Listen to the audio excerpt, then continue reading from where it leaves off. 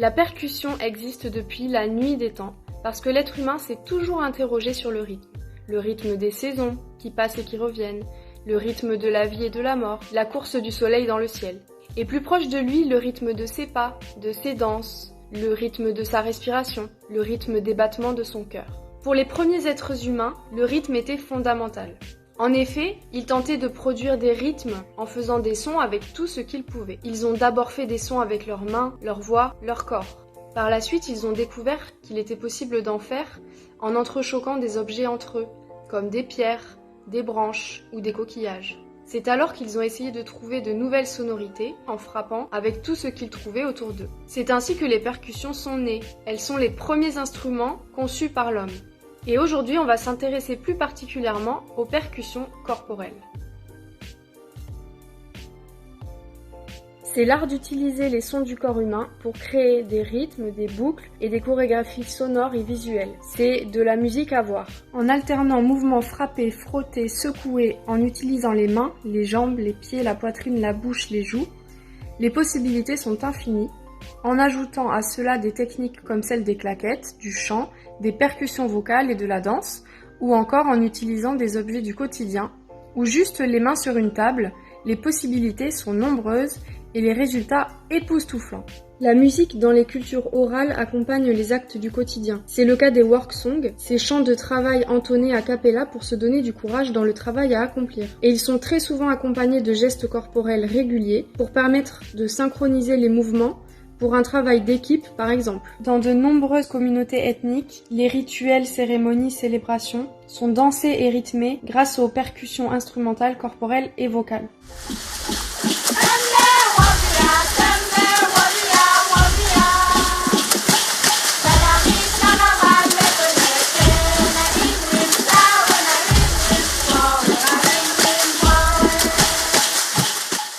En Afrique de l'Ouest, certaines femmes utilisent l'eau des lacs ou des fleuves pour jouer des percussions en questions-réponses.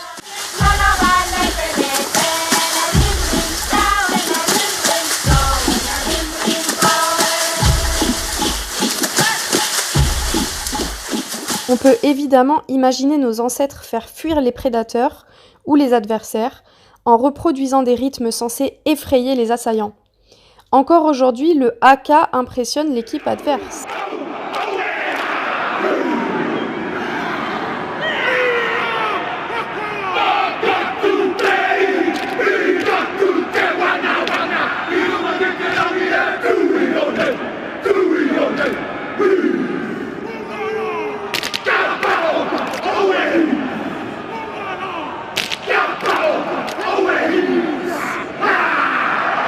En Indonésie, dans la culture des Gayo à Sumatra, nous pouvons y entendre le saman, également appelé danse des 1000 mains.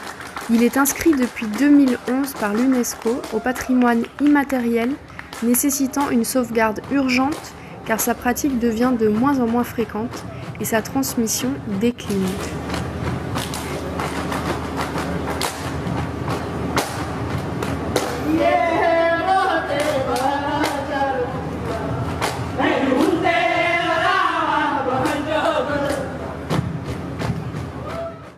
Si nous partons en Afrique australe, nous pouvons alors entendre les ouvriers et les mineurs pratiquer une danse percussion. Chaussés de leurs bottes de travail, des bottes en caoutchouc, et n'ayant aucun instrument de musique sous la main, ils ont inventé le gumboot. Cette danse s'est développée dans les mines de diamants comme une forme de communication entre les ouvriers, car il leur était totalement interdit de parler. Aujourd'hui, la technique a évolué en une véritable discipline et sert encore à honorer la mémoire des grandes luttes passées.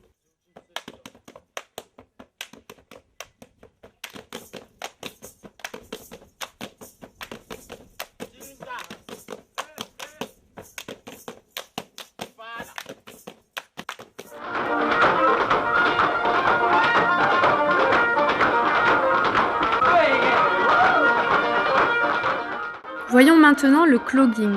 À la base, c'est une technique inventée par les travailleurs américains de la révolution industrielle pour pouvoir garder les pieds au sec dans les usines de coton. Elle s'est aujourd'hui transformée en danse folklorique consistant à frapper les pieds au sol, généralement avec des sabots.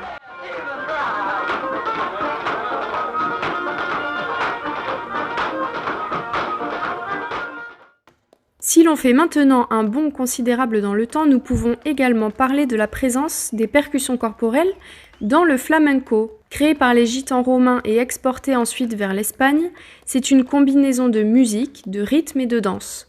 C'est une danse sociale, marquée par les frappements de mains et de pieds. Les palmas du flamenco sont à elles seules un véritable instrument aux capacités surprenantes.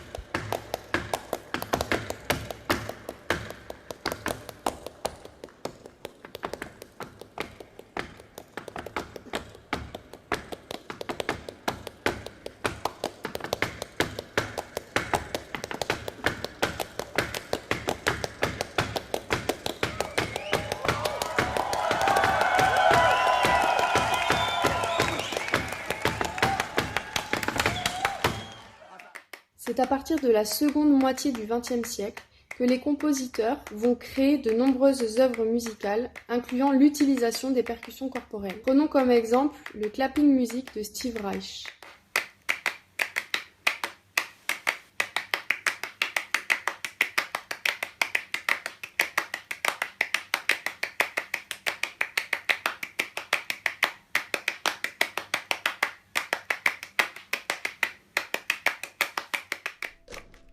Ensuite, il y a eu le phénomène Cup Song, un jeu né aux USA. Il s'agit d'enchaîner des mouvements assis sur une table avec un gobelet à la main, en alternant les frappes des mains sur la table, les prises de gobelet et les retournements du gobelet.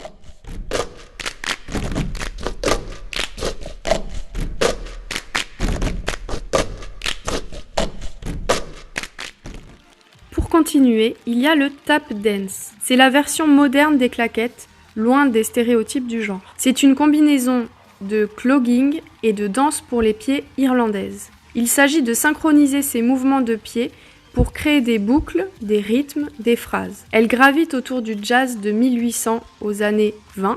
Aujourd'hui encore, des stars du genre existent.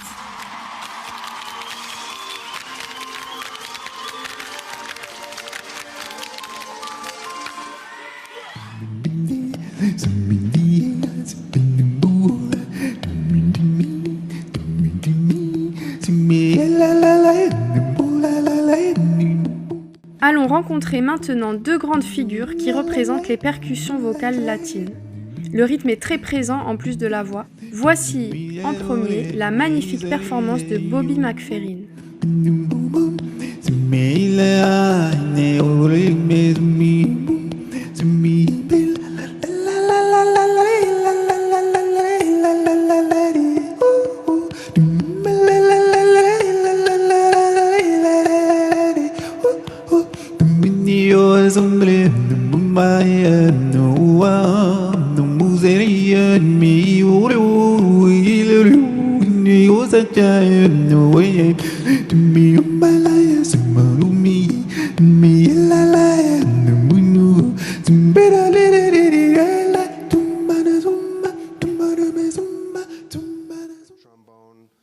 Et voici une autre performance qui se rapproche du scat et dans l'histoire de la musique qui va faire naître le beatbox.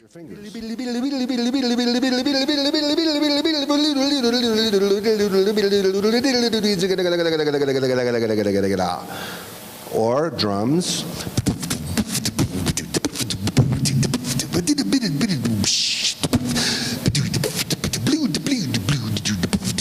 Or piano.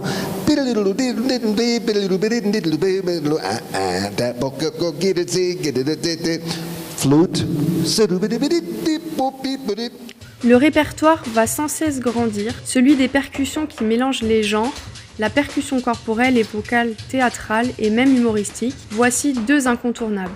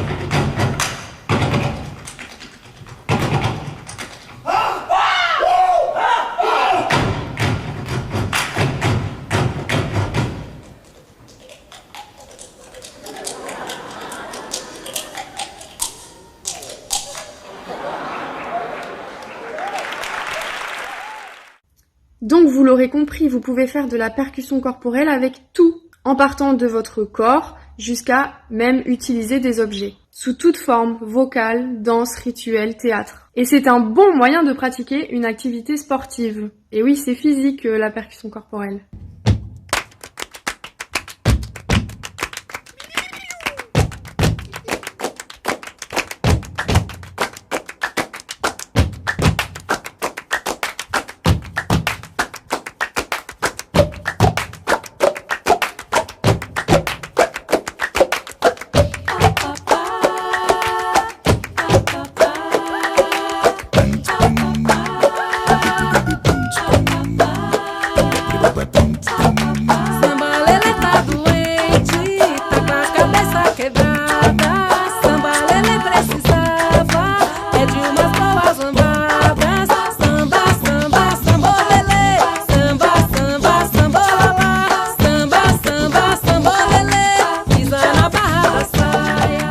La musique permet de développer des qualités comme la concentration, l'écoute de soi et des autres, le respect, le partage et l'entraide. Et j'espère que cette présentation de la percussion corporelle vous aidera à franchir le cap. Sans la musique, la vie serait une erreur, disait Nietzsche.